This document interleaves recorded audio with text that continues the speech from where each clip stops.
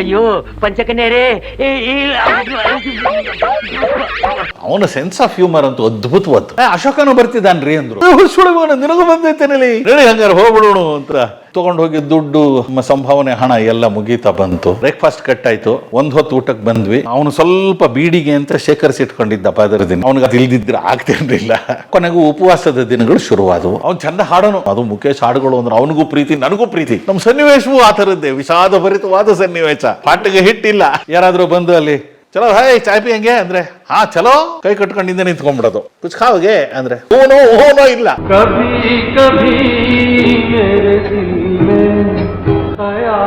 ಗೀಜಗನಗೂಡು ಅಂತ ಒಂದು ಸಿನಿಮಾ. ಗೀಜಗನಗೂಡು ಕೃಷ್ಣ ಆಲನಹಳ್ಳಿ ಅವರ ಕಥೆಯ ಆಧಾರದ ಮೇಲೆ ಬರೆದಿದ್ದು, ಸ್ಕ್ರಿಪ್ಟ್ ಅನ್ನ ಮಾಡ್ಕೊಂಡಿದ್ದು. ಅದಕ್ಕೆ ಒಬ್ಬ ನಾಯಕನ ಪಾತ್ರದ ಅನ್ವೇಷಣೆಯಲ್ಲಿ ಇದ್ರು ಅವರು. ಬಯ್ಯನ್ಕೆ ಅವರು ನನ್ನ ಕೆಲವು ನಾಟಕಗಳನ್ನು ನೋಡಿದ್ರು, ನನಗೆ ಆಸಕ್ತಿ ಇದೆ ಅಂತ ಗೊತ್ತಿತ್ತಲ್ಲ, ನನ್ನ ಹೆಸರನ್ನು ಅವನಿಗೆ ಸೂಚಿಸಿದ ರಂಗ ಅವರಿಗೆ ಸೂಚಿಸಿದ್ದಾರೆ.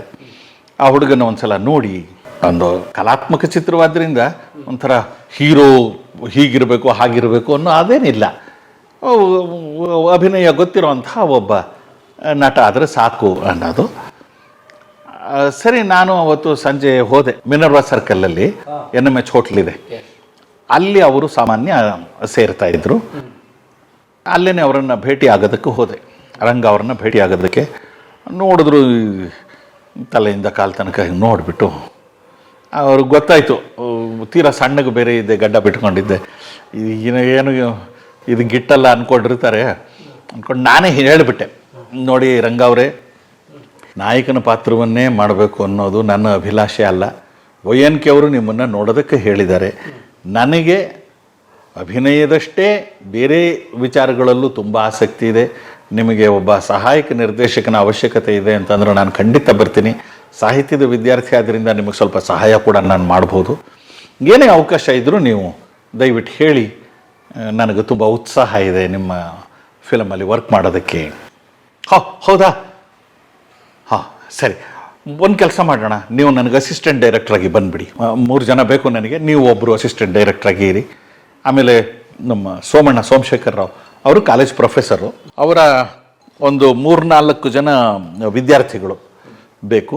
ನೀವು ಒಬ್ಬ ವಿದ್ಯಾರ್ಥಿಯ ಪಾತ್ರವನ್ನು ನಿರ್ವಹಿಸ್ಬೋದು, ಬಂದ್ಬಿಡಿ ಅಂತ. ಖುಷಿ ಆಯಿತು. ಮೊಟ್ಟ ಮೊದಲ ಬಾರಿಗೆ ಸಿನಿಮಾ ಕ್ಯಾಮ್ರಾ ಎದುರಿಸೋದಕ್ಕೆ ಹೋಗ್ತಾ ಇದ್ದೇನೆ. ಸಿನಿಮಾ ಅನುಭವ ಮೊಟ್ಟ ಮೊದಲಿಂದ ಅದು. ಇದೆಲ್ಲ ಬರೀ ಮೋಸಾಟ, ನನ್ನ ಹತ್ರನೇ ದಗಲ್ಬಾಜಿತನ ತೋರಿಸ್ತಿಲ್ಲ ನೀನು. ಕಾರಾಪುರದ ಕಾಡಿನಲ್ಲಿ ಆ ಶೂಟಿಂಗ್ ನಡೀತಾ ಇದ್ದದ್ದು. ಮೈಸೂರು ಸಮೀಪ ಕಾರಾಪುರ ಬಹಳ ಪ್ರಸಿದ್ಧವಾದ ಜಾಗ ಅದು. ಈಗ ಎಲ್ಲ ಶೂಟಿಂಗ್ಗೆ ಅವಕಾಶ ಕೊಡೋದಿಲ್ಲ, ಆಗ ಕೊಡ್ತಾ ಇದ್ರು. ಅಲ್ಲೇ TB ಇತ್ತು, ಅಲ್ಲೇ ಉಳ್ಕೊಳ್ಳೋದಕ್ಕೆ ನಮಗೆ ಸೌಕರ್ಯ ಆಯಿತು. ಸರಿ ಹೋದ್ವಿ, ಶೂಟಿಂಗ್ಗೆ ಹೋದ್ವಿ. ಅದಕ್ಕೆ ಮೊದಲು ಇಲ್ಲಿ ಏನಾಯಿತು ಅಂತಂದ್ರೆ, ಹೋಗೋದಕ್ಕೆ ಮೊದಲು ಒಂದು ದಿನ ನಾನು ಸೆಂಟ್ರಲ್ ಕಾಲೇಜಲ್ಲಿ ಅಡ್ಡಾಡ್ತಾ ಇದ್ದಾಗ ಪ್ರಸನ್ನ ಅವರು ಸಿಕ್ಕಿದ್ರು. ಪ್ರಸನ್ನ ಕನ್ನಡ ರಂಗಭೂಮಿಯಲ್ಲಿ ಆ ವೇಳೆಗಾಗಲೇ ಬಹಳ ಒಳ್ಳೆ ನಿರ್ದೇಶಕರು ಅಂತ ಹೆಸರಾಗಿದ್ದವರು. ನ್ಯಾಷನಲ್ ಸ್ಕೂಲ್ ಆಫ್ ಡ್ರಾಮಾದಲ್ಲಿ ಕಲಿತು ಬಂದಿದ್ದವರು. ಅವರ ತಾಯಿ ನಾಟಕಕ್ಕೆ ಅಂತ ಕಾಣುತ್ತೆ. ಹೌದು, ತಾಯಿ ನಾಟಕಕ್ಕೆ ನಮ್ಮ ಪರೇಶ್ ಅವರೇ ಲೈಟಿಂಗ್ ಮಾಡಿದ್ದು. ಆ ಸಂದರ್ಭದಲ್ಲಿ ನಾನು ಪರೇಶನಿಗೆ ಅಸಿಸ್ಟೆಂಟ್ ಆಗಿ ಕೂಡ ಕೆಲಸ ಮಾಡ್ತಾ ಇದ್ದೆ. ಲೈಟಿಂಗ್ ಅಸಿಸ್ಟೆಂಟ್ ಆಗಿ ಕೂಡ ಕೆಲಸ ಮಾಡ್ತಾ ಇದ್ದೆ. ಡಿಮ್ಮರ್ಗಳನ್ನು ಆಪರೇಟ್ ಮಾಡಿಕೊಂಡು ಅವರ ಜೊತೆಯಲ್ಲಿ ಕೂಡ ಇದ್ದ. ಸ್ಪಾರ್ಕ್ ಅಂತ ಅವ್ರದ್ದು ಒಂದು ತಂಡ ಇತ್ತು. ಆ ತಂಡದಲ್ಲಿ ನಾನು ಕೆಲಸ ಮಾಡ್ತಿದ್ದೆ. ಅವರ ಸುಮಾರು ಕಾರ್ಯಕ್ರಮಗಳಲ್ಲಿ ಅವರಿಗೆ ಸಹಾಯಕನಾಗಿ ಹೋಗಿ ಮಾಡಿದೆ. ಎಷ್ಟೋ ಬ್ಯಾಲೆಗಳಿಗೆ, ವಿಷಕನ್ಯೆ ಅಂತ ಬಹಳ ಪ್ರಸಿದ್ಧವಾದ ಬ್ಯಾಲೆ ಆ ಕಾಲಕ್ಕೆ ಮಾಡಿದ್ದು, ನಂದಿನಿ ಆಳ್ವಾ ಅವರು ಮಾಡಿಸಿದ್ದಂಥ ದೊಡ್ಡ ಮಟ್ಟದ ಒಂದು ಬ್ಯಾಲೆ ಅದು. ಅದಕ್ಕೆ ಪರೇಶ ಲೈಟಿಂಗ್ ಡಿಸೈನರ್, ಅವ್ರಿಗೆ ಸಹಾಯಕನಾಗಿ ಹೋಗಿದ್ದೆ. ಈ ತರಹದ ಸುಮಾರು ಕಾಲೇಜ್ ಈವೆಂಟ್ಸು ಬೇಕಾದಷ್ಟು ಅದರಲ್ಲೆಲ್ಲ ಅವ್ರಿಗೆ ಸಹಾಯ ಮಾಡಿದ್ದೆ. ಮತ್ತೆ ನಮ್ಮ ಜನ ನಮ್ಮ ಬಗ್ಗೆ ಇಲ್ಲದೆಲ್ಲ ಹೇಳಿ ಚಾದಿ ಮಾಡ್ಕೊಳ್ಳಕ್ಕೆ ಯಾಕೆ ಬಲವಂತ ಮಾಡ್ತಿದ್ದಾರೆ? ಒಂದಿನ ಹೀಗೆ ಸೆಂಟ್ರಲ್ ಕಾಲೇಜ್ ಲೈಬ್ರರಿನಲ್ಲಿ ಅಡ್ಡಾಡ್ತಾ ಇದ್ದಾಗ ಪ್ರಸನ್ನ ಅವರು ಭೇಟಿಯಾದ್ರು. ಅಷ್ಟೊತ್ತಿಗಾಗಲೇ ಬಹಳ ದೊಡ್ಡ ನಿರ್ದೇಶಕರು ಅಂತ ಹೆಸರು ಪಡೆದಿದ್ದಂಥವ್ರು. ಅವರ ಕೆಲವು ನಾಟಕಗಳು ತುಂಬಾ ಯಶಸ್ವಿಯಾಗಿ ರಂಗದ ಮೇಲೆ ಬಂದಿದ್ರು. ಸಾಹಿತ್ಯದ ವಿದ್ಯಾರ್ಥಿ ನೀವು, ನಾಟಕಗಳಲ್ಲೂ ಆಸಕ್ತಿ ಇದೆ, ನ್ಯಾಷನಲ್ ಸ್ಕೂಲ್ ಆಫ್ ಡ್ರಾಮಾಗೆ ಹೋಗ್ಬಿಟ್ಟು ಒಂದು 3 ವರ್ಷ ಓದ್ಕೊಂಡು ಬನ್ನಿ, ಒಳ್ಳೆ ಪ್ರಯೋಗಗಳನ್ನು ಮಾಡಿ. ರಂಗಭೂಮಿಲೂ ಆಸಕ್ತಿ ಇರೋರು, ಸಾಹಿತ್ಯದ ವಿದ್ಯಾರ್ಥಿ, ನಿಜವಾಗ್ಲೂ ಒಳ್ಳೆ ಕೆಲಸ ಮಾಡ್ಬೋದು ನೀವು ರಂಗಭೂಮಿಗೆ ಬಂದರೆ ಅಂತ ಹೇಳಿ ಒಂದು 4 ಬುದ್ಧಿ ಮಾತು ಹೇಳಿದ್ರು. ಯಾಕೆ ಸುಮ್ಮನೆ ಜೀವನ ಹಾಳು ಮಾಡ್ಕೋತೀರಿ, ಹೀಗೆ ಸುಮ್ಮನೆ ಅಡ್ಡಾಡ್ಕೊಂಡು ಎಷ್ಟು ವರ್ಷ ಅಂತ ಹೀಗೆ. ಸರಿ, ಒಂದು ಗುಂಗಿ ಹುಳ ಹೋಗ್ತು. ಮಾರನೇ ದಿನನೇ ಆ ಸಂಬಂಧವಾಗಿ ಏನು ಮಾಡಬೇಕು ಅಂತ ವಿಚಾರ ಮಾಡಿದೆ. ಅದೇ ಸಂದರ್ಭಕ್ಕೆ ಸರಿಯಾಗಿ ಏನಾಯಿತು, ನಮ್ಮ ಕರ್ನಾಟಕ ಘನ ಸರ್ಕಾರದಿಂದ ಸಂಸ್ಕೃತಿ ಇಲಾಖೆ ವತಿಯಿಂದ 3 ಜನ ವಿದ್ಯಾರ್ಥಿಗಳನ್ನು ಆರಿಸಿ ದೆಹಲಿಯ ರಾಷ್ಟ್ರೀಯ ನಾಟಕ ಶಾಲೆಗೆ ಸ್ಕಾಲರ್ಶಿಪ್ ಮೇಲೆ ಕಳಿಸೋದು ಅಂತ ತೀರ್ಮಾನ ಆಯಿತು. ಅದೇ ವರ್ಷ, ಅದುವರೆಗೆ ಇರಲಿಲ್ಲ ಅದು ಆ ಸ್ಕಾಲರ್ಶಿಪ್. ಆ ವರ್ಷದಿಂದ ಪ್ರಾರಂಭ ಮಾಡಿದ್ರು. ಇದೇನೋ ಇದೊಂದು ಸೂತ್ರವೇ ಸರಿ ಇದು. ಅದು ಪ್ರಾರಂಭ ಆಗೋದಕ್ಕೂ ಪ್ರಸನ್ನ ಅವರು ನನ್ನಲ್ಲಿ ಈ ಆಸಕ್ತಿಯ ಬೀಜವನ್ನು ಬಿತ್ತೋದಕ್ಕೂ ಅದೊಂಥರ ಸರಿ ಹೋಯಿತು. ತಕ್ಷಣವೇ ಹೋಗಿ ನಾನು ಅದಕ್ಕೆ ಒಂದು ಅರ್ಜಿಯನ್ನು ಹಾಕಿ ಬಂದೆ. ಆಮೇಲೆ ರಂಗ ಅವರ ಜೊತೆಗೆ ಶೂಟಿಂಗಿಗೆ ಹೊರಟೋದೆ. ಕಾರಾಪುರದ ಕಾಡಿನಲ್ಲಿ ಬಹಳ ಅದ್ಭುತವಾದ ಅನುಭವ ಅದು. ಸೋಮಶೇಖರ್ ರಾವ್ ಅವರಿದ್ರು, ಕೋಕಿಲಾ ಮೋಹನ್ ಒಂದು ಪಾತ್ರ ಮಾಡ್ತಿದ್ರು, ಅದರಲ್ಲಿ ಅವರೊಬ್ಬ ವಿದ್ಯಾರ್ಥಿ ನಮ್ಮ ಜೊತೆಗೆ. ಆಮೇಲೆ ಸುಂದರ್ ರಾಜ್ ಇದ್ರು, ರಮೇಶ್ ಭಟ್ ಒಂದು ಮುಖ್ಯ ಪಾತ್ರ, ಶೋಭಾ ರಾಘವೇಂದ್ರ. ಆಮೇಲೆ ನಾಯಕನ ಪಾತ್ರ ಅದೇ ನನ್ನ ಹೆಸರನ್ನ ಯಾತಕ್ಕೆ ವೈಎನ್ಕೆ ಅವರು ಸಜೆಸ್ಟ್ ಮಾಡಿದ್ರು, ಆ ಪಾತ್ರವನ್ನ MK ಶಂಕರ್ ಅಂತ ಡೆಕ್ಕನ್ ಹೆರಾಲ್ಡ್ ಅಲ್ಲಿ ಆಮೇಲೆ ಅವರು ಕೆಲಸ ಮಾಡ್ತಾ ಇದ್ರು. ಅವರು ತಾಯಿ ಪಾತ್ರದಲ್ಲಿ ಒಂದು ಪ್ರಮುಖ ಪಾತ್ರವನ್ನ ಕೂಡ ನಿರ್ವಹಿಸಿದ್ರು ತಾಯಿ ನಾಟಕದಲ್ಲಿ. ಅವರು ನಾಯಕನಾಗಿ ಆಯ್ಕೆಯಾಗಿದ್ರು. ಬಹಳ ಅದ್ಭುತವಾದ ತಂಡ. ಒಂದು ಮುಖ್ಯ ಪಾತ್ರಕ್ಕೆ ಅಶೋಕ್ ಬಾದರದಿನ್ನಿ ಬಂದಿದ್ದ, ಬಿಜಾಪುರದ ಕಲಾವಿದ ಅವನು. ಅಶೋಕ್ ಬಾದರದಿನ್ನಿ ನಾನೇನ್ ಮಾಡಿದೆ ಅಂತ ನನ್ನ ಮೇಲೆ ಇಷ್ಟು ಕೋಪ ತೋರಿಸ್ತೀರಿ ಸೀನಿಯರ್? ಶ್ರೀನಿವಾಸ್ ತಾವರಿಗೆರೆ ಅಂತ ಅವರು ಒಂದು ಪಾತ್ರವನ್ನ ನಿರ್ವಹಿಸೋರಿದ್ರು. ಅವರಿಬ್ರು ಬಿಜಾಪುರದಿಂದ ಬಂದವರು. ಶ್ರೀನಿವಾಸ್ ತಾವರಿಗೆರೆ ಅವರು ರಂಗಭೂಮಿಯಲ್ಲಿ ದೊಡ್ಡ ಹೆಸರು. ಅಂದರೆ ಸಾಲ ಸೋಲ ಮಾಡಿಕೊಂಡಾದರೂ ಸರಿಯೇ ಬೆಂಗಳೂರಿನಲ್ಲಿ ಅಥವಾ ಕರ್ನಾಟಕದ ಯಾವುದೇ ಜಾಗದಲ್ಲಿ ಒಳ್ಳೆ ನಾಟಕ ಆದರೆ ಅದು ಬಿಜಾಪುರದಲ್ಲಿ ಪ್ರದರ್ಶನ ಆಗಲೇಬೇಕು ಅಂತ ಪಣ ತೊಟ್ಟಿದ್ದಂಥವ್ರು. ಅಂತಹ ಹುಚ್ಚು ನಾಟಕದ ಅಭಿಮಾನಿ. ಎಲ್ಲ ನಾಟಕಗಳನ್ನ ಕರೆಸಿ ಕೈ ತುಂಬ ಸಂಭಾವನೆ ಕೊಟ್ಟು ಕಳಿಸೋರು. ಮೈ ತುಂಬ ಸಾಲ ಮಾಡ್ಕೊಂಡಿದ್ರು, ಅದು ಬೇರೆ. ಜಮೀನ್ದಾರರು ಉಳ್ಳವರಲ್ಲ ಅಲ್ಲ ಪಾಪ. ಆದರೆ ಅಷ್ಟು ಆಸಕ್ತಿ ರಂಗಭೂಮಿ ಅಂದರೆ ಅವರಿಗೆ. ಅವರು ಬಂದಿದ್ರು. ಸರಿ, ತುಂಬಾ ಚೆನ್ನಾಗಿ ಆಗ್ತಾ ಇತ್ತು ಶೂಟಿಂಗ್ ಎಲ್ಲ. ಆಮೇಲೆ ನನಗೆ ಅಲ್ಲಿಗೆ ಮನೆಯಿಂದ ವರ್ತಮಾನ ಬಂತು, ಫೋನ್ ಮುಖಾಂತರನು. ಅದು ಹೇಗೋ ಒಟ್ಟಲ್ಲಿ ನನಗೆ ಸುದ್ದಿ ಬಂತು, ಇಂಟರ್ವ್ಯೂಗೆ ಬಂದಿದೆ ಇಂಥ ದಿನ. ಎಲ್ಲಿಂದ? ಸಂಸ್ಕೃತಿ ಇಲಾಖೆಯಿಂದ. ಕಲಾಕ್ಷೇತ್ರದಲ್ಲಿ ಸಂದರ್ಶನ ಬಂದ್ಬಿಡು. ಅದಕ್ಕೆ ಸ್ಕಾಲರ್ಶಿಪ್ಗೆ NSD ಹೋಗೋದಕ್ಕೆ ಅದು ಸಂದರ್ಶನಕ್ಕೆ ಕರೆ ಬಂದಿತ್ತು. ನಾನು ರಂಗ ಅವ್ರಿಗೆ ಹೇಳಿದೆ, ರಂಗ ಹೀಗೆ ಬಂದಿದೆ, ಹೋಗಿ ಬಂದ್ಬಿಡ್ತೀನಿ, 2 ದಿನ ನನಗೆ ಸಮಯ ಅವಕಾಶ ಬೇಕು ಅಂತ ಹೇಳಿದೆ. ಬಂತಾ? ಅಶೋಕನು ಬರ್ತಿದ್ದಾನ್ರಿ ಅಂದ್ರು. ನೋಡಿದ್ರೆ ಏನು ಅಂದ್ರೆ ಅಶೋಕ್ ಬಾದರದಿನ್ನಿ ಕೂಡ ಸ್ಕಾಲರ್ಶಿಪ್ಗೆ ಅಪ್ಲೈ ಮಾಡ್ಕೊಂಡಿದ್ದ. ಅದು ನನಗೆ ಗೊತ್ತೇ ಆಗಿರಲಿಲ್ಲ ಅದುವರೆಗೆ. ಅವನು ಹೇಳಿರಲಿಲ್ಲ, ಹೇಳೋಕೆ ಸಂದರ್ಭ ಬಂದಿರಲಿಲ್ಲ. ಅದು ಅಶೋಕ್ ಬಾದರದಿನ್ನಿ ಅಂತಂದ್ರೆ ಈ ಶಿವರಾಜ್ ಕುಮಾರ್ ಫಿಲಮ್. ಹೌದೌದು, ಅವನೇ. ಎಂತ ಕೆಲಸ ಮಾಡ್ತಾ ಇದ್ದೆ ಹಗಲೊತ್ನಲ್ಲಿ ಪಬ್ಲಿಕ್ ರೋಡ್ ನಲ್ಲಿ. ಆಮೇಲೆ ಸಾಕಷ್ಟು ದೊಡ್ಡ ಹೆಸರಾದ ಅವನು ರಂಗಭೂಮಿಯಲ್ಲಿ, ಸಿನಿಮಾ ಕ್ಷೇತ್ರದಲ್ಲಿ. ಅವನಿಗೂ ಬಹಳ ಒಳ್ಳೆ ನಟ, ಅವನು ಬಹಳ ಒಳ್ಳೆ ನಟ. ಏನೋ ನಿನಗೂ ಬಂದಿದ್ಯಂತಲ್ಲ ಅಂದ್ರೆ, ಅವನು ಪಕ್ಕ ಬಿಜಾಪುರಿ ಶೈಲಿ ಭಾಷೆನಲ್ಲಿ ಆ ಮಗನ ಅಂತ ಮಾತಾಡ್ತಾರಲ್ಲ ಅವರು. ಸುಳ್ಳು ಮಗನ ನಿನಗೂ ಬಂದೈತೇನಲ್ಲಿ, ನಡಿ ಹಂಗಾರೆ ಹೋಗ್ಬಿಡೋಣ ಅಂತ. ಕೊನೆಗೆ ಇಬ್ಬರು ಅವತ್ತೇನೆ ನಮ್ಮನ್ನು ಕಳಿಸ್ಕೊಟ್ರು ರಂಗ ಅವರು. ಇಬ್ಬರಿಗೂ ಶುಭ ಹಾರೈಸಿ ಹೋಗಿ ಬಂದ್ರಪ್ಪ ಅಂತ. ಏನ ಮಗನ ನೀನೇ ನನಗೆ ಕಾಂಪಿಟೇಟರ್ ಅದೇನಾ ಅಂತ ಇವನು ದಾರಿನಲ್ಲಿ ಬಹಳ ತಮಾಷೆಯಾಗಿ ಮಾತಾಡೋದು. ವ್ಯಕ್ತಿತ್ವ ತಮಾಷೆ ಬಹಳ. ಅವನ ಸೆನ್ಸ್ ಆಫ್ ಹ್ಯೂಮರ್ ಅಂತೂ ಅದ್ಭುತವಾದ್ದು. ಬಹಳ ಅದ್ಭುತವಾದ ಹಾಸ್ಯ ಪ್ರಜ್ಞೆ. ನಮ್ಮಪ್ಪ ನನಗೆ ಅನ್ನ ತಿನ್ನಿಸಿ ಅಕ್ಕಿ ತರ ಬೆಳೆಸಿದ, ಅವಳಪ್ಪ ಅವಳಿಗೆ ರಾಗಿ ತಿನ್ನಿಸಿ ಮುದ್ದೆ ತರ ಬೆಳೆಸಿದ. ಸರಿ, ಬಂದ್ವಿ. ಅವತ್ತು ಹೋದೋನೆ ನನ್ನ ರಂಗಭೂಮಿ ಗೆಳೆಯರು ಸಾಕಷ್ಟು ಜನ ಇದ್ರಲ್ಲ. ನಮ್ಮ ರಿಚರ್ಡ್ ಜಿ ಲೂಯಿಸ್ ಅವ್ರು, ನಾವೆಲ್ಲ ಒಟ್ಟಿಗೆ ನಾಟಕ ಮಾಡಿದವರು. ನಮ್ಮ ನಾಟ್ಯ ದರ್ಪಣ ತಂಡ, ಅವಾಗಿನ್ನು ನಾಟ್ಯ ದರ್ಪಣ ಆಗಿರಲಿಲ್ಲ, ಮಾರಿಜನ ಬಂಧುಗಳು ನಾಟಕ ಮಾಡಿದ್ವಿ ಅಂತ ಹೇಳಿದ ಕನ್ನಡ ಸಾಹಿತ್ಯ ಕಲಾ ಸಂಘ ಅಂತ ನಮ್ಮ ತಂಡದ ಹೆಸರು. ಆಗ ಅದು ಬಹುಶಃ ಕನ್ನಡದ ಹವ್ಯಾಸಿ ರಂಗಭೂಮಿಯಲ್ಲಿ ಅತ್ಯಂತ ಪ್ರಾಚೀನ ತಂಡಗಳಲ್ಲಿ ಅದೊಂದು. 50 ವರ್ಷದ ಇತಿಹಾಸ ಇದೆ ಅದಕ್ಕೆ. ಸರಿ, ರಿಚರ್ಡ್ ಜಿ ಲೂಯಿಸ್, ಗೋಪಾಲಿ ಅಂತ ನನ್ನ ಮತ್ತೊಬ್ಬ ಆತ್ಮೀಯ ಸ್ನೇಹಿತ, ಮತ್ತು ಈ ನಾಟಕಕ್ಕೆ ಸಂಬಂಧಪಟ್ಟ ಎಲ್ಲ ಒಟ್ಟಿಗೆ ಅವತ್ತು ಸೇರಿ ಮಾರನೇ ದಿವಸ ನಾನು ಸುಮಾರು ದಿನ ಆಗ್ಬಿಟ್ಟಿದ್ದಲ್ಲ ಕಾರಾಪುರಕ್ಕೆ ಹೋಗಿ, ಬಹಳ ದಿವಸದ ಮೇಲೆ ಬಂದಿತ್ತು. ನಮ್ಮ ಗೋಪಾಲಿ ಮನೆಯಲ್ಲಿ ನಮ್ಮ ಗೋಷ್ಠಿಗಳು ನಡೀತಾ ಇದ್ದಿದ್ದು. ಯಾರಿಗೂ ಮದುವೆ ಆಗಿರಲಿಲ್ಲ, ಎಲ್ಲ ಬ್ಯಾಚುಲರ್ಸ್ ಪಾರ್ಟಿಗಳು ಅಲ್ಲಿ ನಡೆಯೋದು. ಸರಿ, ಅಲ್ಲೆಲ್ಲ ಆದಮೇಲಿದ್ದ ನಾನು ಅವತ್ತು ಮನೆಗೆ ಹೋಗಬೇಕು. ಮನೆಗೆ ಹೋಗಿ ಸಿದ್ಧನಾಗಿ ನಾನು ಸಂದರ್ಶನಕ್ಕೆ ಹೋಗಬೇಕು. ಇಲ್ಲಿ ಕಲಾಕ್ಷೇತ್ರದಲ್ಲೇನೆ ಮೇಲ್ಗಡೆ ಫಸ್ಟ್ ಫ್ಲೋರ್ ಅಲ್ಲಿ ಸಂದರ್ಶನ ಇದ್ದದ್ದು. ಗೋಪಾಲಿ ಆಗ ಆ ಕಡೆನೆ ಬನ್ನೇರಘಟ್ಟ ರಸ್ತೆಯಲ್ಲಿ ಇದ್ದು ಯಾವುದೋ ಒಂದು ಆಫೀಸಲ್ಲಿ ಕೆಲಸ ಮಾಡ್ತಾ ಇದ್ದ. ಸರಿ ಬಾ, ನಾನು ದಾರಿನಲ್ಲಿ ನಿನ್ನ ಮನೆಗೆ ಡ್ರಾಪ್ ಮಾಡಿಬಿಟ್ಟು ಹೋಗ್ತೀನಿ. ಅವನ ಹತ್ರ ಒಂದು ಲೂನಾ ಇತ್ತು, ಪುಟ್ಟ ಗಾಡಿ ಅದು ಲೂನಾ. ಬಾ, ನಾನು ನಿನ್ನ ಡ್ರಾಪ್ ಮಾಡಿಬಿಟ್ಟು ಹೋಗ್ತೀನಿ. ಸರಿ, ಬಂದ್ವಿ. ನಮ್ಮ ಮನೆಗೆ ಹೀಗೆ ಹೊರಳಿ ಒಂದಷ್ಟು ದೂರ ಹೋದ್ರೆ ನಮ್ಮ ಮನೆ. ಹೊರಳುತ್ತಿದ್ದ ಏನಾಯ್ತು, ಗಾಡಿ ಯಾಕೋ ಸ್ಕಿಡ್ ಆಯ್ತು, ಜಾರಿತು, ಮರಳಿತ್ತೋ ಏನೋ, ಜಾರಿ ಇಬ್ರು ಬಿದ್ವಿ. ಬಿದ್ದರೆ ಏನಾಯ್ತು, ಈ ಬ್ರೇಕ್ ಭಾಗದಲ್ಲಿ ಕಬ್ಬಿಣದ ಮೊಳೆ ಥರ ಇರುತ್ತಲ್ಲ, ಅದು ಬ್ರೇಕ್ ಹಾಕೋ ಆ ಹಿಡಿಕೆ ಅದು ಸೀದಾ ನನ್ನ ತೊಡೆ ಭಾಗಕ್ಕೆ ಚುಚ್ಕೊಂಡ್ಬಿಡ್ತು. ಒಳಗೆ ಹೊರಟು ಹೋಯ್ತು, ಅದು ತೂತಾಗ್ಬಿಡ್ತು. ಒಂದು ಇಷ್ಟುದ್ದ ಒಳಗೆ ಹೊರಟು ಹೋಗಿ ಅಯ್ಯೋ ಇದೇನಿದೆ, ಕಿರುಚ್ಕೊಂಡೆ, ಸಿಕ್ಕಾಪಟ್ಟೆ ನೋವು. ತಕ್ಷಣ ಯಾರು ಬಂದು ಸಹಾಯ ಮಾಡಿದ್ರು. ರಕ್ತ ಸುರಿತಾ ಇದೆ, ಇದು ಏನು ಮಾಡೋದು ಹೀಗಾಗೋಯ್ತೆ ಅಂತ. ತಕ್ಷಣ ಅಲ್ಲೇ ನಾಗರಾಜರಾವ್ ಅಂತ ಡಾಕ್ಟ್ರು, ಅಲ್ಲೇ ಕಾರ್ನರ್ ಬಿಲ್ಡಿಂಗ್ ಅವ್ರದ್ದು ಮನೆಯಲ್ಲೇ ಅವರು ನೋಡೋರು, ಅಲ್ಲ ಅಲ್ಲಿ ಎಲ್ಲೋ ಕೆಲಸ ಮಾಡೋರು. ಬೆಳಗಿನ ಹೊತ್ತು ಮನೆಯಲ್ಲೇ ನೋಡೋರು. ಹೋದ್ವಿ, ನೋಡಿಬಿಟ್ಟು ಅಯ್ಯೋ ಏನು ಹೀಗೆ ಮಾಡ್ಕೊಂಬಿಟ್ಟಿದ್ದೀರಿ, ಕಷ್ಟಪ್ಪ, ಇದು ಹೊಲಿಗೆ ಹಾಕಬೇಕಲ್ಲ. ಅದು ನಾನು ಹೇಳಿದೆ, ಸರ್ ಏನಾದರೂ ಮಾಡಿ ನೀವು, ನನಗೆ 10 ಗಂಟೆಗೆ ಸಂದರ್ಶನ ಇದೆ, ನಾನು ಹೋಗಬೇಕು, ಹೇಗಾದರೂ ಸರಿ, ನಾನು ಅದನ್ನು ಮಾತ್ರ ತಪ್ಪಿಸ್ಕೊಳ್ಳೋ ಹಾಗಿಲ್ಲ, ನೀವೇನಾದರೂ ಮಾಡಿ. ಅಯ್ಯೋ ಹೊಲಿಗೆ ಹಾಕ್ಕೊಂಡು ಹೇಗೆ ಹೋಗ್ತೀರಿ? ಹೋಗಬೇಕು ಸರ್, ಹಾಕ್ಬಿಡಿ ಪರವಾಗಿಲ್ಲ, ಒಂದು ನೋವಾಗದ ಹಾಗೆ ಏನಾದರೂ ಒಂದು ವ್ಯವಸ್ಥೆ ಮಾಡಿ. ಸರಿ, ಒಂದು 5-6 ಹೊಲಿಗೆಗಳು ಹಾಕಿದ್ರು. ಹಾಕಿ ಅದೆಲ್ಲ ಬ್ಯಾಂಡೇಜ್ ಎಲ್ಲ ಮಾಡಿ ಕೊನೆಗೆ ಒಂದು ನೋವಿನ ಒಂದು ಇಂಜೆಕ್ಷನ್ನು ಕೊಟ್ಟು, ತುಂಬ ಹುಷಾರು, ತುಂಬ ಮೂಮೆಂಟ್ ಬೇಡ, ಅದು ರಬ್ ಆಗಬಾರ್ದು. ಪ್ಯಾಂಟ್ ಹಾಕ್ಕೊಂಡ್ರೆ ರಬ್ ಆಗೇ ಆಗುತ್ತೆ, ಅದು ರಬ್ ಆಗುತ್ತೆ ಅನ್ನೋ ಕಾರಣಕ್ಕೆ ಪ್ಯಾಂಟ್ ಹಾಕ್ಕೊಳ್ಳೋದೇ ಹೋಗೋ ಹಾಗಿಲ್ಲ. ಏನಾದರೂ ಆಗಲಿ ಒಟ್ಟಲ್ಲಿ ಇದು ಸಿದ್ಧ, ಹೋಗಲೇಬೇಕು. ನೋಡಿದ್ರೆ ನಡೆಯೋದಕ್ಕಾಗ್ತಾ ಇಲ್ಲ. ಏನಾದರೂ ಆಗಲಿ ಮನೆಗೆ ಹೋಗಿ ಅಲ್ಲಿ ನೋಡಿದ್ರೆ ಎಲ್ಲರೂ ಅಯ್ಯೋ ಎಂಥ ಕೆಲಸ ಮಾಡ್ಕೊಂಡ್ಯೋ ಸಂದರ್ಶನದ ದಿವಸ ಅಂತ ಪಾಪ ಎಲ್ಲರಿಗೂ ಟೆನ್ಷನ್ನು. ಕೊನೆಗೆ ನಮ್ಮ ಭಾವ ಅವರು ಯೂನಿವರ್ಸಿಟಿ ವಿಶ್ವೇಶ್ವರಯ್ಯ ಇಂಜಿನಿಯರಿಂಗ್ ಕಾಲೇಜಲ್ಲಿ ಆಗ ವರ್ಕ್ ಮಾಡ್ತಾಯಿದ್ರು. ಕಾಲೇಜ್ಗೆ ಹೋಗ್ತಾ ಇದ್ದೀನಿ, ನಿನ್ನನ್ನು ಕಲಾಕ್ಷೇತ್ರದ ಹತ್ರ ಬಿಟ್ಬಿಟ್ಟು ಹೋಗ್ತೀನಿ ಬಾ ಅಂತ ನನ್ನನ್ನು ಸ್ಕೂಟ್ರಲ್ಲಿ ಕೂರಿಸ್ಕೊಂಡ್ರು. ಕೂರೋದಕ್ಕೂ ಬಹಳ ಕಷ್ಟ, 2 ಕಡೆಗಂತೂ ಕಾಲು ಹಾಕೋಕ್ಕಾಗ್ತಿರ್ಲಿಲ್ಲ. ಒಂದೇ ಸೈಡಲ್ಲಿ ಕೂತ್ಕೊಂಡು ಕಷ್ಟಪಟ್ಟುಕೊಂಡು ಆಗೋ ಮಾಡಿ ನೋವು ತಡೀಲಾಗ್ತಿಲ್ಲ. ನೋವು 6-7 ಹೊಲಿಗೆ ಹಾಕಿದ್ದಾರೆ, ಏನಾದರೂ ಆಗಲಿ ಹೋಗಲೇಬೇಕು ಅಂತ ಹೇಳಿ ಹೋದರೆ ಅಲ್ಲಿ ಪಾಪ ಅವ್ರು ಇಳಿಸ್ಬಿಟ್ಟು ಹೋದರು. ಮೆಟ್ಲು ಹತ್ತಕ್ಕಾಗ್ತಾ ಇಲ್ಲ.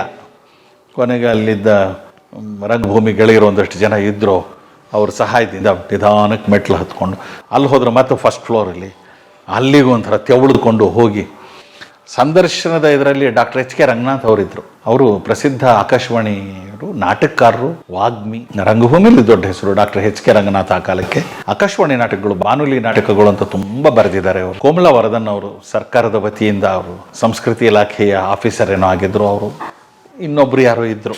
ಸರಿ, ನಾನು ಕುಂಟ್ಕೊಂಡೇ ಹೋದೆ. ನನ್ನ ಸರದಿ ಬಂದಾಗ ಅಶೋಕ್ ಬಾದರ್ದಿ ನೀನು ಬಂದಿದ್ದ, ಅವನು ಆಗೋಯ್ತು, ಫಸ್ಟ್ ಕ್ಲಾಸ್ ಮಾಡಿನ ಮಗನ ಅಂದ್ಬಿಟ್ಟು ಬಂದ ಅವನು.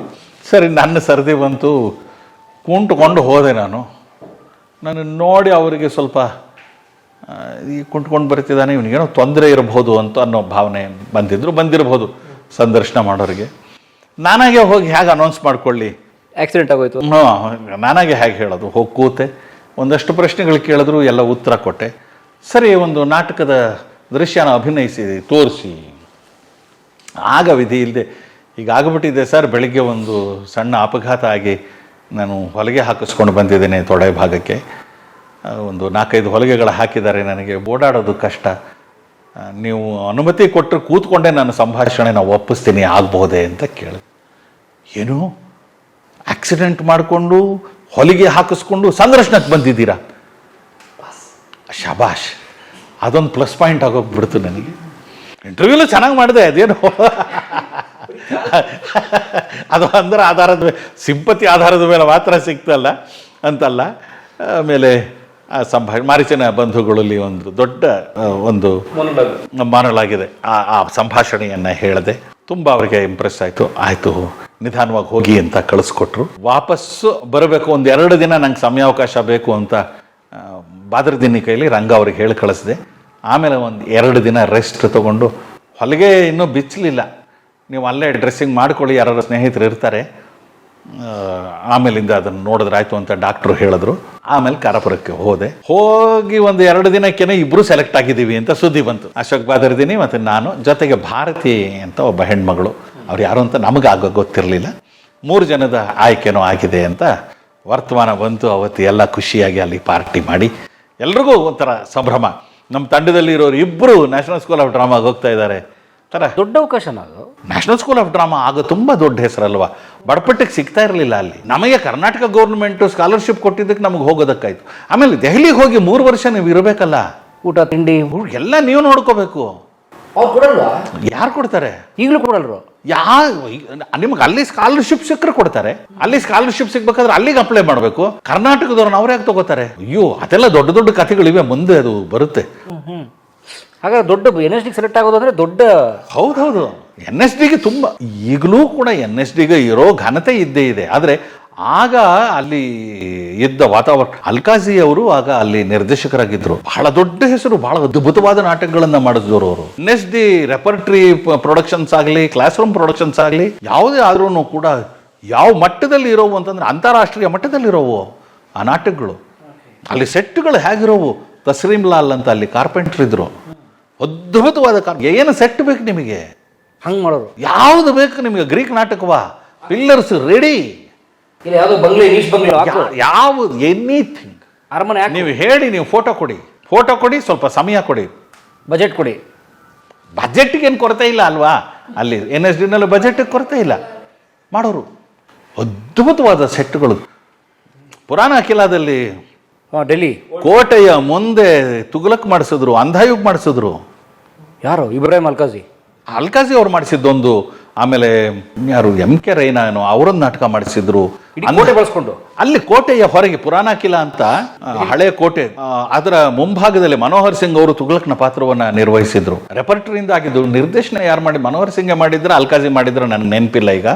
ಅದರಲ್ಲಿ ನಾವೆಲ್ಲ ಗುಂಪಿನಲ್ಲಿ ಇದ್ವಿ, ನಾವು ಗುಂಪು ಪಾತ್ರಗಳಲ್ಲಿ ಇದ್ವಿ. ಕೋಟೆಯ ಮುಂದೆ ಆ ಒಂದು ದೃಶ್ಯ ಇದೆ. ಆ ಬುರುಜಿನ ಮೇಲೆ ಒಬ್ಬ ಸೈನಿಕ ಬರ್ತಾನೆ. ತುಘಲಕ್ ಅವನ ಹತ್ರ ಬಂದು, ವಯಸ್ಸೆಷ್ಟು?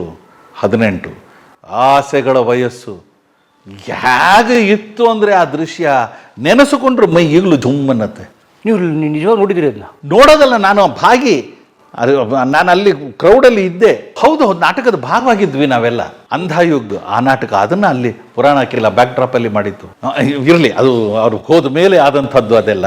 ಸರಿ, ಇದಾಯ್ತು, ಕೊನೆಗೆ ಸೆಲೆಕ್ಟ್ ಆದ್ವಿ. ಅಲ್ಲ, ಅದಕ್ಕೇನು ಅವಾಗಲೂ ಡಿಗ್ರಿನೇ ಬೇಕಿತ್ತಾ? ಇಲ್ಲ, ಯಾರು ಡಿಗ್ರಿ ಬೇಕಿರಲಿಲ್ಲ ಆಗ. ಅದಕ್ಕೆ ಅದೊಂದು ಸ್ವಲ್ಪ ತೊಡಕಾಗ್ತಾ ಇತ್ತು. ಯಾಕೆಂದರೆ ನಾನು MA ಮಾಡಿದವನು, ನಾನಲ್ಲಿದ್ದೆ. ಇನ್ನೊಬ್ಬ ಬರೀ 10th ಓದಿ ಬಂದವನು, SSLC ಮಾಡ್ಕೊಂಡು ಬಂದವನು. ಅವನಿಗೆ ಕಾಲೈಕ್ಯ ಕ್ರಿಯೈಕ್ಯ ಅಂದ್ರೆ ಅವನಿಗೇನು ತಲೆಬುಡ ಅರ್ಥ ಆಗ್ತಾ ಇಲ್ಲ. ಸಹಜವೇ, ಸಾಹಿತ್ಯ ಓದಿ ಬಂದವನಿಗೆ ಅವಾಗ ಗೊತ್ತಾಗೋ ಥರ ಬೇರೆ ವಿಷಯಗಳನ್ನು ಅಧ್ಯಯನ ಮಾಡಿ ಬಂದವ್ರಿಗೆ ಅದು ಗೊತ್ತಾಗಲ್ಲ. BA BSc ಮಾಡ್ಕೊಂಡು ಬಂದವ್ರಿಗೆ ಅದು ಗೊತ್ತಾಗಲ್ಲ. ಸ್ವಲ್ಪ ಆ ಥರದ ತೊಡಕುಗಳಿವೆ. ವಿಶೇಷ ಅಧ್ಯಯನ ಅಂತ ಮಾಡೋಕ್ಕೆ ಹೊರಟಾಗ ಆ ಥರದ ತೊಡಕುಗಳಾಗತ್ವೆ. ಇದೇನ್ ಬಸವರಾಜು, ಬರೀ ಸೈನ್ ಮಾಡ್ಬಿಟ್ರೆ ಸಾಕ? ಏನಾದ್ರೂ ಒಂದು ಬ್ಯೂಟಿಫುಲ್ ಮೆಸೇಜ್ ಬರೀರಿ. ಆಯ್ತು, ಬಂದ್ವಿ, ಇಬ್ರು ಬೆಂಗಳೂರಿಗೆ ಬಂದ್ವಿ.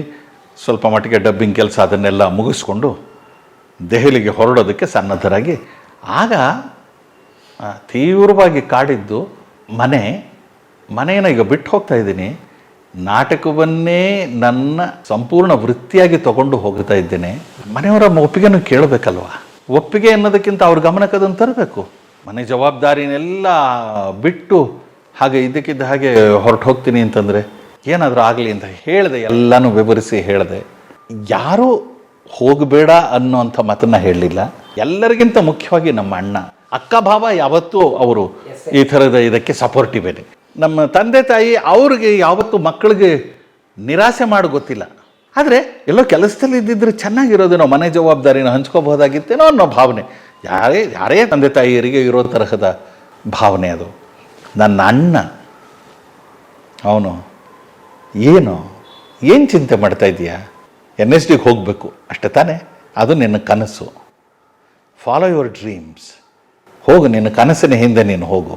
ಮನೇನ ಮರೆತು ಬಿಡು, ನಾನಿರ್ತೀನಿ ಮನೆ ನೋಡ್ಕೊಳ್ಳೋಕ್ಕೆ. ಮನೆ ಜವಾಬ್ದಾರಿ ನಂದು, ತಂಗಿ ಮದುವೆ ಜವಾಬ್ದಾರಿ ನಂದು. ನಿನ್ನನ್ನು ನಾನೇನಕ್ಕೂ ಕೇಳಲ್ಲ. ನೀನೇನಾದರೂ ಮಾಡು, ಅಚೀವ್ ಮಾಡು, ಸಾಧನೆ ಮಾಡು, ನನಗದು ದೊಡ್ಡ ತೃಪ್ತಿ. ಯಾರು ಹೇಳ್ತಾರೆ ಮನೆಯಲ್ಲಿ?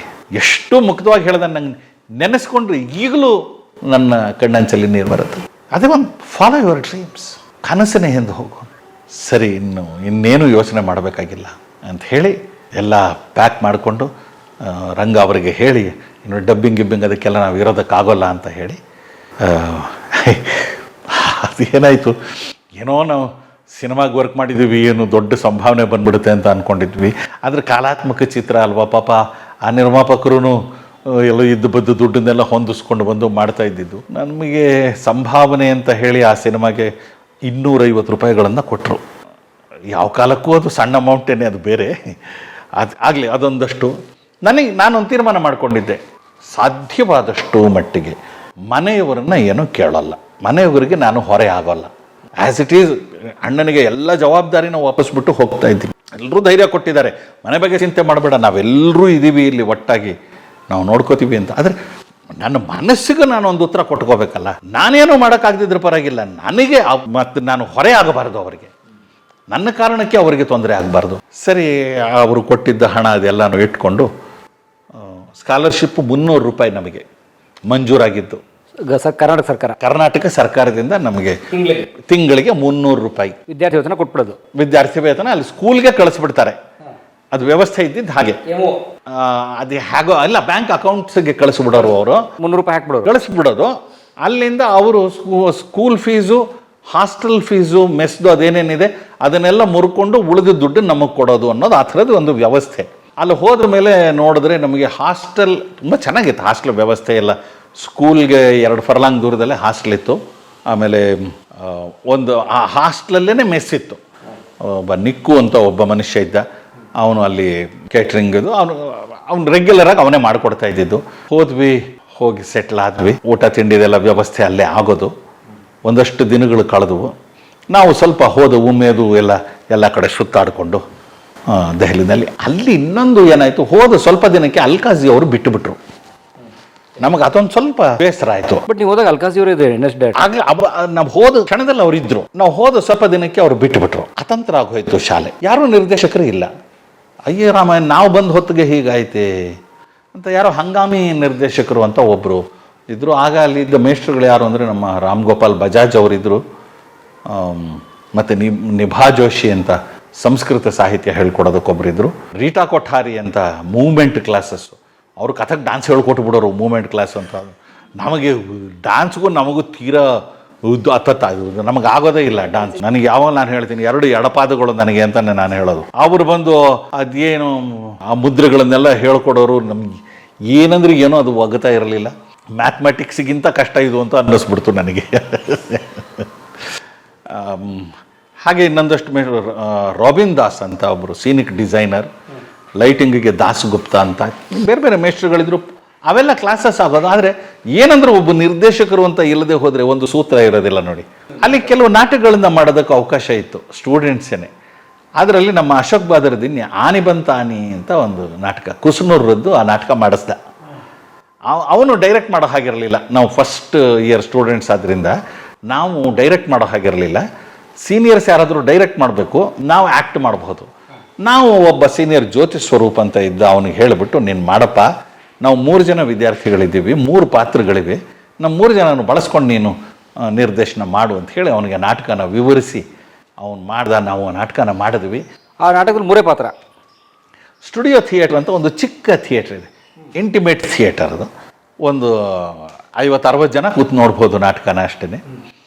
ಹಾಗೆ ಬಂದರು ನಮ್ಮ ವಿದ್ಯಾರ್ಥಿಗಳು ಎಲ್ಲರೂ ಬಂದರು, ನಮ್ಮ ಕ್ಲಾಸ್ನವರು, ನಮ್ಮ ಸೀನಿಯರ್ಸ್ ಎಲ್ಲ ಬಂದರು. ಆ ನಾಟಕ ಮಾಡೋದು ಭಾಷೆ ಅರ್ಥ ಆಗಲಿಲ್ಲ ಅವ್ರಿಗೆ, ಕನ್ನಡದಲ್ಲಿ ಮಾಡಿದ್ರಿಂದ. ಆದರೆ ನಮ್ಮ ಪ್ರೆಸೆಂಟೇಷನ್ ಅವ್ರಿಗೆ ಇಷ್ಟ ಆಯಿತು. ನಮ್ಮ ಅಭಿನಯ, ನಮ್ಮ ಪ್ರೆಸೆಂಟೇಷನ್ ಅವ್ರಗಳಿಗೆ ಇಷ್ಟ ಆಯಿತು. ಆಮೇಲೆ ಹಾಗೆ ಇನ್ನು ಕೆಲವು ನಾಟಕಗಳಿಗೆ ನಾನು ಲೈಟಿಂಗ್ ಡಿಸೈನ್ ಮಾಡಿದೆ ನಾನೇನೆ. ಸ್ವಲ್ಪ ಲೈಟಿಂಗಲ್ಲಿ ಪರಿಶ್ರಮ ಇತ್ತಲ್ಲ, ಪರೇಶನ ಜೊತೆಗೆ ಕೆಲಸ ಮಾಡಿದ್ರಿಂದ.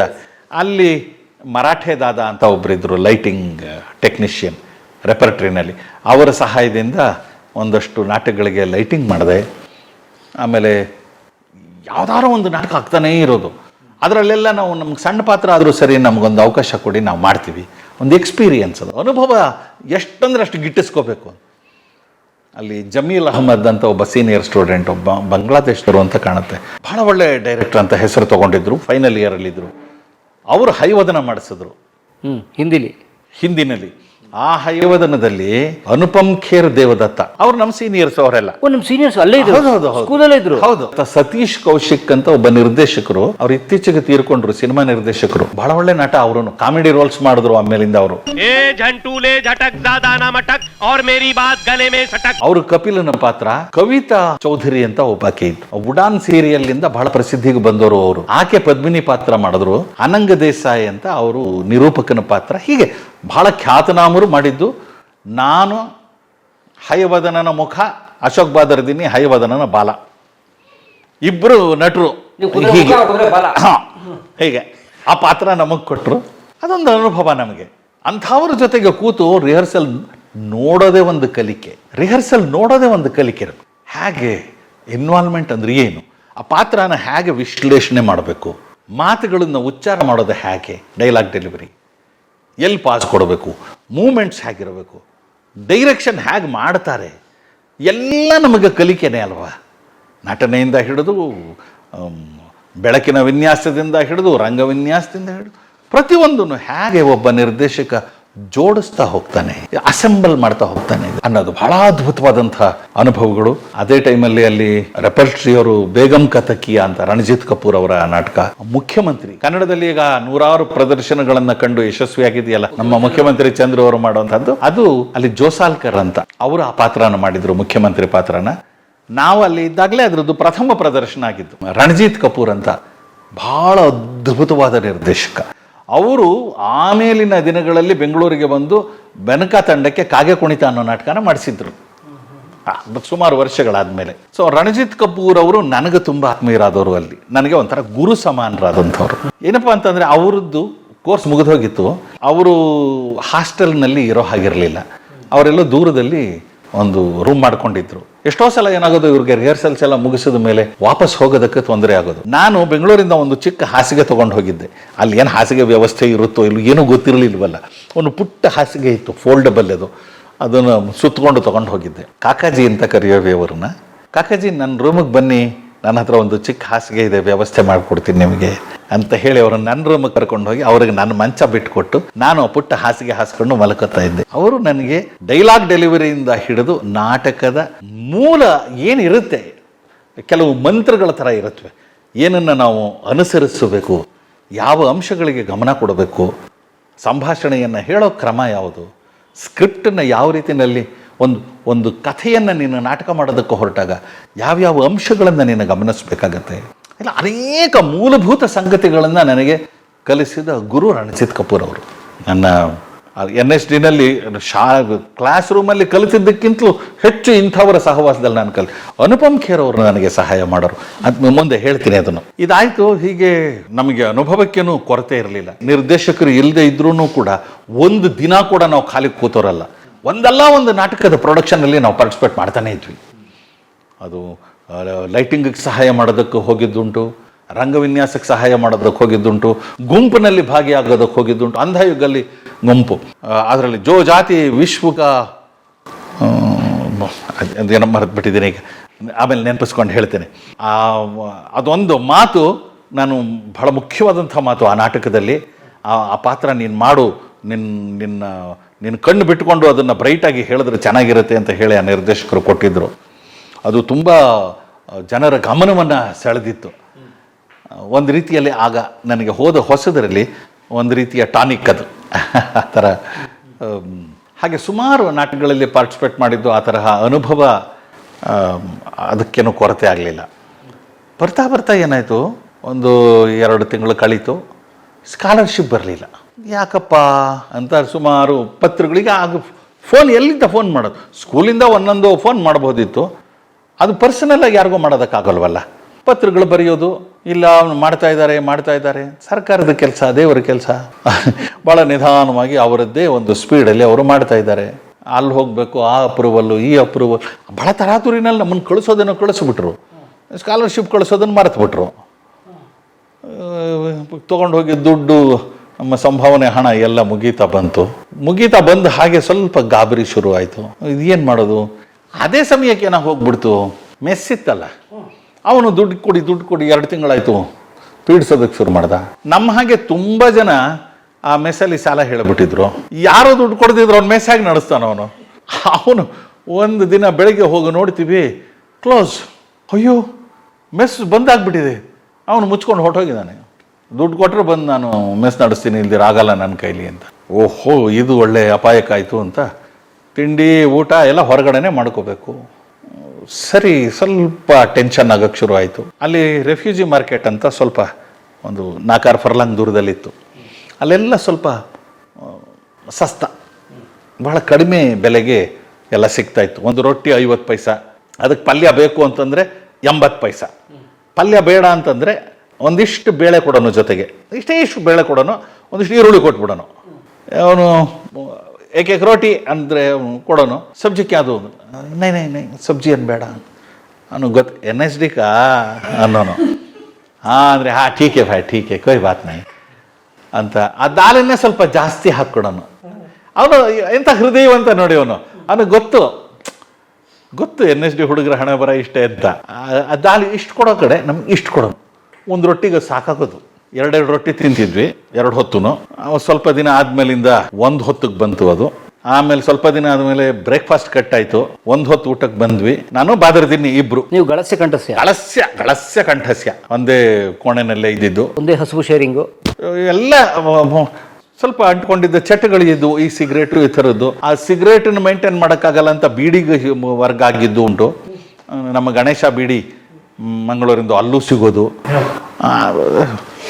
ಏನಿದೆಯೋ ಅದಕ್ಕೂ ಹೊಂದ್ಕೊಂಡು ಹೋಗಬೇಕು ಅನ್ನೋದು ನಮ್ಮ ಮೊದಲನೇ ಪಾಠ.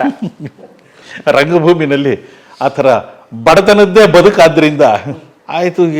ಏನಾದರೂ ಸ್ಕಾಲರ್ಶಿಪ್ ಬರಲಿಲ್ಲ ನಮಗೂ. ಪಾಪ ಇಲ್ಲೂ ಎಲ್ಲ ಪ್ರಯತ್ನ ಪಡ್ತಾ ಇದ್ದಾರೆ. ನಮ್ಮ ಮನೆಯವರು, ಅಕ್ಕ, ನಮ್ಮ ರಿಸರ್ಚ್ ಲೂಯಿಸ್ ಅವರೆಲ್ಲ ಪದೇ ಹೋಗಿ ಅಲ್ಲಿ ಪ್ರೆಷರೈಸ್ ಮಾಡ್ತಿದ್ದಾರೆ. ಇಲ್ಲ ಆಯಿತು. ಕೊನೆಗೆ ಪೂರ್ತಿ ದುಡ್ಡು ಮುಗೀತು. ಕೊನೆಗೆ ಅವನು ಸ್ವಲ್ಪ ಬೀಡಿಗೆ ಅಂತ ಶೇಖರಿಸಿಟ್ಕೊಂಡಿದ್ದ ಬಾದರ್ದಿನಿ. ಅವನಿಗೆ ಅದು ಇಲ್ದಿದ್ರೆ ಆಗ್ತಿರಲಿಲ್ಲ. ಕೊನೆಗೂ ಉಪವಾಸದ ದಿನಗಳು ಶುರುವಾದವು. ಉಪವಾಸ ಅಂದ್ರೆ ಉಪವಾಸವೇ. ಏನು ಇಲ್ಲ, ದುಡ್ಡು ಯಾರು ಕೊಡ್ತಾರೆ? ಏಕ್ ರೋಟಿನೂ ಇಲ್ಲ. ಏಕ್ ರೋಟಿನ ಅಯ್ಯೋ ದೇವ, ಬೈಟೂರು ರೋಟಿ ಇಲ್ಲ. ಪಾಪ ಅವನು ತಾನೇ ಎಷ್ಟು ಅಂತ ಕೊಡ್ತಾನೆ. ಪಾಪ ಅವನ ಹತ್ರನೂ ಸಾಲ ಮಾಡಿದ್ವಿ ಕೊನೆಗೆ ರೆಫ್ಯೂಜಿ ಮಾರ್ಕೆಟಲ್ಲೂ. ಸ್ಕಾಲರ್ಶಿಪ್ ಆನೆಕೆ ಬಾದ್ ದೇಂಗೆ ಭಯ್ಯ ಅಂದ. ಠೀಕೆ ಅಂತಂದ. ಒಂದು 4 ದಿನ ಕೊಟ್ಟ. ಆಮೇಲೆ ಮೇರೆಕೊಬ್ಬೆ ಮುಷ್ಕಿಲ್ ಹೋತಾ ಹೇ ಅಂದ. ನನಗೂ ಕಷ್ಟ ಆಗುತ್ತೆ ಅಂದ. ಸರಿ, ಇನ್ನು ಮನ ಮರ್ಯಾದೆ ಬಿಟ್ಟು ಇನ್ನು ಕೇಳೋದು ಸರಿಯಲ್ಲ ಅಂತ ಹೋಗೋದೇ ನಿಲ್ಸಿದ್ವಿ. ಸರಿ, ನಮ್ಮ ಒಂದು ಲಾನ್ ಇತ್ತು. ನಮ್ಮ ಹಾಸ್ಟೆಲ್ ಹೊರಗಡೆ ಅಲ್ಲಿ ಕೂತು ಮುಖೇಶ್ ಹಾಡುಗಳನ್ನು ಹೇಳ್ತಾ ಕೂತ್ಕೊಳ್ಳೋದು. ಆಸು ಭರಿ ಹೇ ಜೀವನ್ ಕಿ ರಾಹೆ ಅಂತ ಅವನು ಚಂದ ಹಾಡೋನು ನಮ್ಮ ಅಶೋಕ್ ಬಾದರ್ದಿನಿ. ಭಾಳ ಅದ್ಭುತವಾದ ಗಂಟ್ಲು ಒಂದು, ಸೊಗಸಾಗ ಹಾಡೋನು. ಅದು ಮುಖೇಶ್ ಹಾಡುಗಳು ಅಂದ್ರೆ ಅವನಿಗೂ ಪ್ರೀತಿ, ನನಗೂ ಪ್ರೀತಿ. ನಮ್ಮ ಸನ್ನಿವೇಶವೂ ಆ ಥರದ್ದೇ, ವಿಷಾದ ಭರಿತವಾದ ಸನ್ನಿವೇಶ. ಪಾಟಿಗೆ ಹಿಟ್ಟಿಲ್ಲ. ಓದಿದ್ದು ಟ್ರಾಜಿಡಿ ನಾಟಕಗಳಿಂದ. ಓದಿದ್ದು ಟ್ರಾಜಿಡಿ, ಬದುಕು ಟ್ರಾಜಿಡಿ. ಏನು ಸುಳಿ ಮಗನ ಹಿಂಗಾಗೋತಲ್ಲೋ ನಮ್ಮ ಲೈಫು ಅದನ್ನು ಆಸು ಭರಿ ಹಾಡಕ್ಕೆ ಶುರು ಮಾಡೋದು. ಯಾರಾದರೂ ಬಂದು ಅಲ್ಲಿ ಚಲೋ ಹಾಯ್ ಚಾಯ್ ಪಿ ಹೆಂಗೆ ಅಂದರೆ ಹಾಂ ಚಲೋ ಅಂತ ಹೊರಟು ಬಿಡೋದು ಅವ್ರ ಜೊತೆಯಲ್ಲಿ. ಪರವಾಗಿಲ್ಲ, ಇಲ್ಲ ಕತೆ ಇಲ್ಲ, ಹೋಗ್ಬಿಡೋದು. ಅಲ್ಲಿ ಹೋದ್ಮೇಲೆ, ಅಲ್ಲಿ ರೆಫ್ಯೂಜಿ ಮಾರ್ಕೆಟ್ಗೆ ಹೋದ್ಮೇಲೆ ಕೈ ಕಟ್ಕೊಂಡಿಂದ ನಿಂತ್ಕೊಂಡ್ಬಿಡೋದು. ಕುಚ್ ಖಾವ್ಗೆ ಅಂದರೆ ಹೂನೋ ಇಲ್ಲ, ಚಲೋ ಸಮೋಸದೋ ಅಂತ ಏನಾದರೂ ಅಂದರೆ ಪುಣ್ಯ ಒಂದೊಂದು ಸಮೋಸ ಸಿಕ್ಕೋದು. ಇಲ್ಲ ಚಾಯ್ದೇನಾ, ಚಾಯ್ ಕುಡ್ಕೊಳ್ಳೋದು, ಬರೋದು, ಮತ್ತೆ ಲಾನಲ್ಲಿ ಕೂತ್ಕೊಳ್ಳೋದು, ಮತ್ತೆ ಮುಖೇಶ್ ಹಾಡು. ಇನ್ಯಾರು ಕರೆದ್ರೆ ಮತ್ತೆ ಇನ್ನೊಂದ್ಸಲ ಹೋಗಿ ಚಾಯ್ಗೆ ಮೋಸ ಆಗ್ತಿರ್ಲಿಲ್ಲ. ಯಾರಾದರೂ ಒಬ್ರು ಕೊಡ್ಸೋರು ಪಾಪ. ಯಾರು ಸ್ಟೂಡೆಂಟ್ಸೇ? ನಮ್ಮ ಕ್ಲಾಸ್ಮೇಟ್ಸೇ. ಅವ್ರದ್ದು ಸ್ವಲ್ಪ ಇರೋದು, ಸ್ವಲ್ಪ ಮಟ್ಟಿಗೆ ಇರೋದು. ಆದ್ರೆ ಕೇಳಕ್ಕೆ ನಮಗೆ ಸ್ವಾಭಿಮಾನ. ಹೊಸದು ಬೇರೆ ಅಲ್ವಾ, ಯಾರು ಅಂಥ ಕ್ಲೋಸ್ ಯಾರೂ ಇರಲಿಲ್ಲ. ಇದು ಯಾಕೋ ಸ್ವಲ್ಪ ಕಷ್ಟಕ್ಕೆ ಬಂತಲ್ಲ ಅಂತ ಯೋಚನೆ ಮಾಡೋ ಹೊತ್ತಿಗೆ ಸರಿಯಾಗಿ ಒಂದು ಅದ್ಭುತವಾದ ಸುದ್ದಿ ಬಂತು.